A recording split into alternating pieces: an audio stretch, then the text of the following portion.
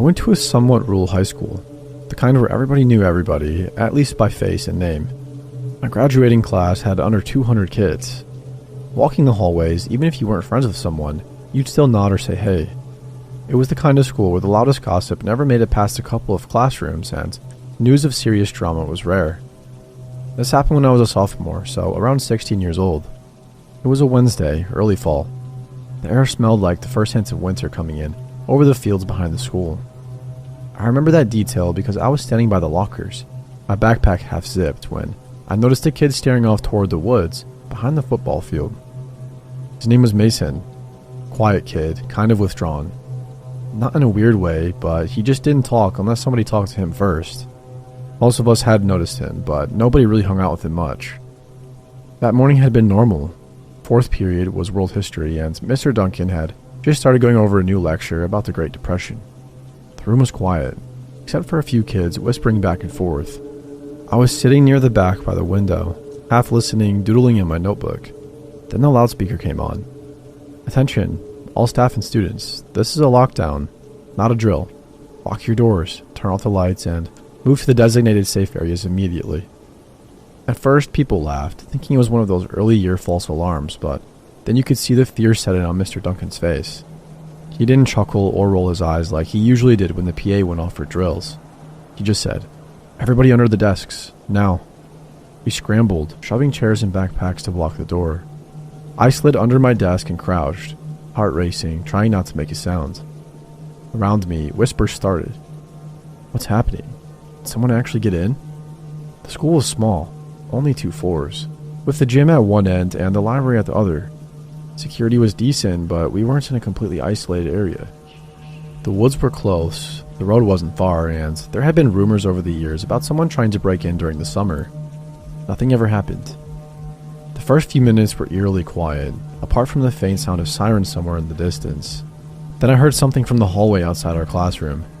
Footsteps. Somebody was walking down the hall, and it sounded like they were testing the doors, checking the handles. Then came a knock. 3 slow taps. "It's okay, this is just a drill," a male voice said. Everybody froze. Mr. Duncan motioned for us to stay down. I could hear kids breathing harder. The person outside jiggled the door handle, trying to force it. Then the voice got louder. "Open up. Come on, it's fine. Just a drill." I remember thinking, he knows this isn't a drill. He's just trying to trick us. Minutes passed. The knocking stopped, but the footsteps didn't. They moved down the hallway and stopped in front of the next classroom. I could hear muffled shouting from somewhere else in the building, maybe from another teacher trying to calm their students. Then came a scream. Not a loud, panicked scream, but a sharp, terrified one. My stomach dropped. That wasn't fake. We stayed under the desks for what felt like hours. In reality, it was probably close to 40 minutes. Sirens were getting louder and closer. Then the loudspeaker came back on. This time it was the principal. His voice was steady, but you could hear the urgency behind it. "Officers are on site. Remain in lockdown. Do not leave your classroom. Do not respond to anyone at the door except law enforcement." I tried to stay calm, but my mind kept racing. Who was in the school? And why?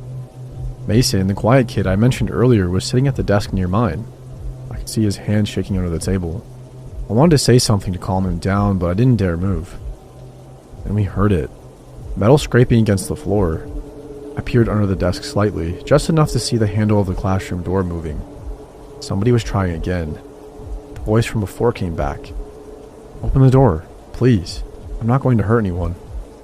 That was the last straw. I whispered to Mason, "Do you know who it is?" He shook his head, wide-eyed, muttering, "No, I didn't. I didn't do it."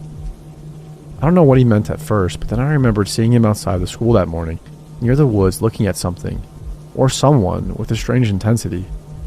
A pit formed in my stomach. Could he? I didn't want to believe it. Mason was quiet, yes, maybe weird in a harmless way, but he didn't seem violent. Still, the way he looked now, tense, eyes darting toward the door, made me uneasy. Finally, the sirens were deafening and police were shouting through megaphones. After what seemed like an eternity, the door handle stopped moving. The principal's voice came back over the PA. "Lockdown is over. Police have secured the building. No students are injured. Please stay in your classrooms until staff can escort you safely." When the doors were unlocked, we filed out in small groups, teachers checking IDs, police moving methodically through the halls, and that's when I saw Mason being led away by 2 officers. He wasn't resisting, but his face was pale and blank. No emotion. Later, I found out what happened. Mason had brought a backpack to school that day with several knives inside. He planned to confront a few of the older kids who had been picking on him since freshman year. The rumor was that he was going to make a scene, scare them, and maybe even harm them. But he panicked when he saw the police arriving and locked himself in a storage closet before they found him. Nobody was hurt, but the lockdown was necessary. I couldn't stop thinking about that moment under the desk with him beside me, fear on his face. Part of me hated myself for not noticing the signs and for not saying anything earlier when he seemed more withdrawn than usual. Another part of me was terrified I could have been hurt or worse. Weeks later, when Mason was in juvenile detention, the school held a meeting with students about mental health and bullying. They didn't go into details about the knives or the potential for violence. It was all very carefully phrased. But I remember looking around at my classmates, realizing how little we actually knew about the people around us. How somebody so quiet and invisible could plan something like that and nobody would notice until it was almost too late. I've thought about Mason a lot since then. I don't know where he is now. I hope he got help and that he's not planning anything dangerous anymore. But the memory of that day, the sound of footsteps outside the classroom, slow knocks, and the scream down the hall, the sirens blaring, still makes my chest tighten whenever I think about it. That lockdown taught me something I'll never forget. You never really know the weight someone carries or the thoughts they hide behind their quiet eyes. And sometimes, even in a small town and a school where everybody seems familiar, danger can sneak in silently, almost invisible, until it's too close to ignore. Even now, if I drive past my old high school, I can remember the windows of that classroom, and the feeling of crouching under a desk, and the sense of absolute helplessness, knowing that somebody had been in the building with intentions we can only guess at. And I think about Mason and the small, almost imperceptible moments that led up to that lockdown, and I wonder how close we came to losing everything we thought was safe and normal.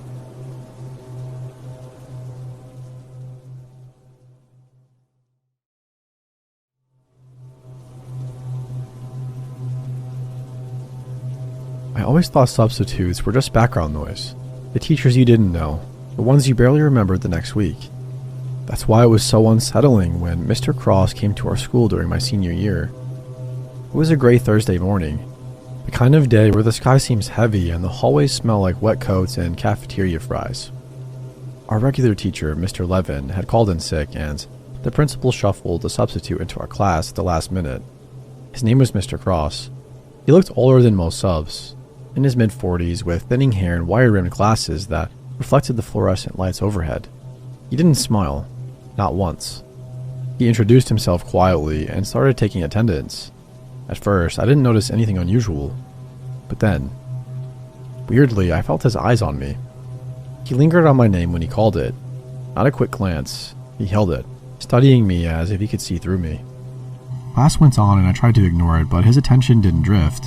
He asked questions only I could answer, and when I gave them, he nodded slowly, like he was jabbing away every word I said. By the end of the period, I felt watched. Not in the typical teacher way, something darker. The next day, he was assigned to our English class. That's when it got worse. He wasn't just watching me anymore, he was waiting for me. I came in late because my locker jammed, and when I stepped inside, he was already there, leaning against the wall near my desk. I froze. He didn't say anything, just tilted his head, and for a second, the room seemed impossibly silent. "Glad you could join us," he said softly. His voice didn't carry authority, it was almost a whisper, but somehow it cut through the chatter of the class. I mumbled a response and sat down, my stomach feeling tight. My friends noticed I was pale and kept nudging me, whispering to ask if I was okay, but I couldn't explain it. I didn't fully understand it myself. It escalated over the next week. Mr. Cross would linger outside classrooms, just standing in the hallway when I passed, pretending to look at a poster or check a clipboard, but he was always there, timing it perfectly so he could see me. I started avoiding the cafeteria, the library, and even the hallways during passing periods, but nothing helped. He always found me. Then the notes started. Folded scraps of paper left on my desk or tucked into my notebook when I wasn't looking. They weren't threatening at first, not explicitly, but they were unnerving. "I notice you, and I remember what you say. You can't hide from me. I'm always around. I brought them to the principal, but he brushed it off, saying substitute teachers are just trying to connect with students, so don't make a big deal out of it. By the middle of the week, I realized he wasn't connecting. He was literally obsessed. Thursday morning, the situation hit a breaking point. Mr. Cross was assigned to cover chemistry lab. I usually enjoyed labs, but that day I was on edge. As I measured out a solution, I kept catching glimpses of him, standing just inside the doorway watching me. Not supervising or assisting, just watching me. His lips were pressed together in that same tight line, eyes tracking my movements. I tried to shake it off and focus, but the sensation of being studied and followed was impossible to ignore. Every time I moved, he moved slightly, always keeping me in view. Then during a lab experiment, a small chemical spill happened near the edge of the workstation. I jumped back instinctively, and Mr. Cross reacted too. Too quickly. He grabbed the container I hadn't even touched, holding it as if he'd been waiting for that exact moment. "Careful," he said, softly. "We wouldn't want anyone to get hurt, would we?" Something in that sentence sent a shiver down my spine. He wasn't warning me, he was demonstrating control. By lunchtime, whispers had started circulating. Some students noticed the way he'd followed me from room to room. A few claimed he was taking notes on a small pad, scribbling furiously. I stayed silent, terrified it would make things worse. It wasn't until third period that the lockdown began. I was doing my work when the intercom came on and told the school that we were in a lockdown. The room erupted in panic. Papers flew and students hid. My teacher grabbed a heavy table and shoved it against the door while turning off the lights. The windows were curtained. We huddled in a corner, trying not to make a sound. The next thing I know, I heard Mr. Cross at the door knocking and yelling to open up for him. The teacher shushed us, signaling for complete silence. We didn't move, even though the knocks continued. The handle rattled as he tested the door. He wasn't trying to force it open yet, but he was letting us know he could. We stayed like that for what felt like hours. Eventually, faint sounds echoed from the hallway. Police, I think. Officers moving quickly, shouting for students to stay put. Then the handle rattled one last time before footsteps receded down the hall. The lockdown lasted nearly an hour. When the doors finally opened, SWAT teams and uniformed officers steamed in. Mr. Cross was nowhere to be found in the school. Outside, police cars lined the street, and students were escorted in groups to safety. Later, we found out he'd been arrested at a nearby motel. He had a vehicle full of surveillance equipment, binders filled with meticulous notes about students and staff, and a backpack containing tools the police refused to describe publicly. They said he had been planning to manipulate the lockdown to trap students in certain classrooms. Possibly just to observe them, or possibly for worse intentions. Nobody knew for sure. Even months later, I couldn't shake the feeling of being watched.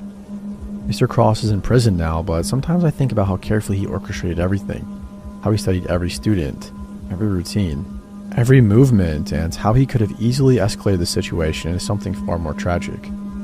I never trusted substitutes again. Even a simple absence from a teacher makes me anxious now, and every new face carries the memory of that quiet, obsessive stare, the soft, patient voice, and the terrifying realization that someone who's supposed to be watching out for you could instead be watching you.